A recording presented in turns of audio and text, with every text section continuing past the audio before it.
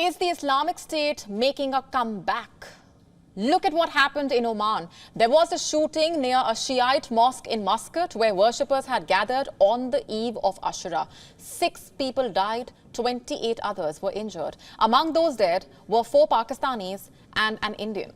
Now, terror attacks are rare in Oman. This is a quiet country. Oman has a population of around 4.6 million, 40% of whom are expats.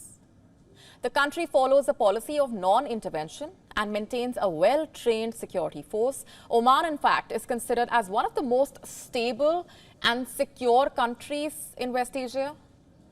So what really happened? Who attacked Oman? The Islamic State. The Sunni Muslim jihadist group saying 3 of its fighters were involved in the attack. And this, by the way, is not the first time the ISIS is targeting Shias or Shia ceremonies. But tonight's story is not about the Islamic State's attacks on and the persecution of the Shias. The attack in Oman is a reminder of something else as well. The ISIS has never before attacked Oman.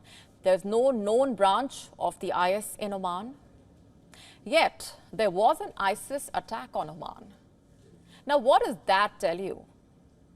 Is the Islamic State making a comeback? Is it now planning to attack regions and countries that were previously not under its radar? In the year 2014, the Islamic State declared its caliphate in parts of Iraq and Syria. It rained terror over millions, sexually abused Yazidi minorities, trafficked women and children, carried out attacks around the world.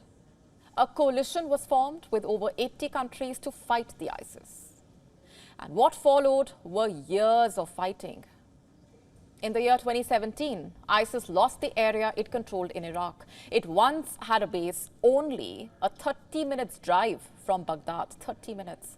In 2019, the group's leader, Abu Bakr al-Baghdadi, was killed in a raid in northwest Syria. And the same year, ISIS lost control of its territory in Syria. But was the Islamic State eliminated? Hardly. Sleeper cells remained, not just in Iraq and Syria, but around the world.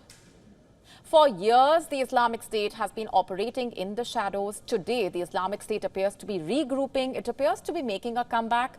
Numbers are a proof. The Islamic State was behind 121 attacks in Syria and Iraq in 2023. 121 attacks.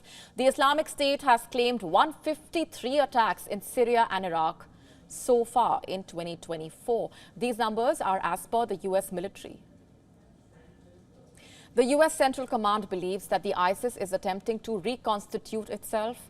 This year, the Islamic State has claimed attack on Moscow concert hall that killed at least 40. It also claimed responsibility for the attack on tourists in Afghanistan in the month of May. The Islamic State was also behind the attack on Iran's Kerman in January. At least 90 people lost their lives in that attack. It was higher than the death toll in the bombing of the Islamic Republican Party's headquarters in the year 1981. Now, what does all of this tell you? Is the Islamic State making a comeback? Remains the big question. How many IS fighters do you think there are today?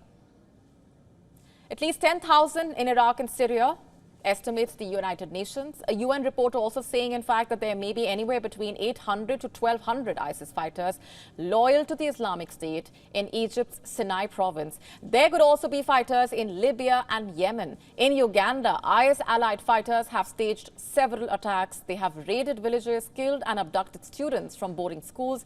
Fighters in Mali, Niger, northern Burkina Faso have pledged allegiance to the Islamic State. In the year 2023, a senior IS leader was killed in northern Somalia. The same year, ISIS modules were also busted in India. Following the fall of the ISIS, experts believe that Africa is the only part of the world where the Islamic State is growing. Is it now time for a rethink? As the world's attention is caught in the war in Ukraine and Gaza, the Islamic State is silently escalating its attacks. It is regrouping. Perhaps a lot of this was also made possible by the Taliban's takeover of Afghanistan. It gave the ISIS a base. In a way, it also gave the ISIS resources.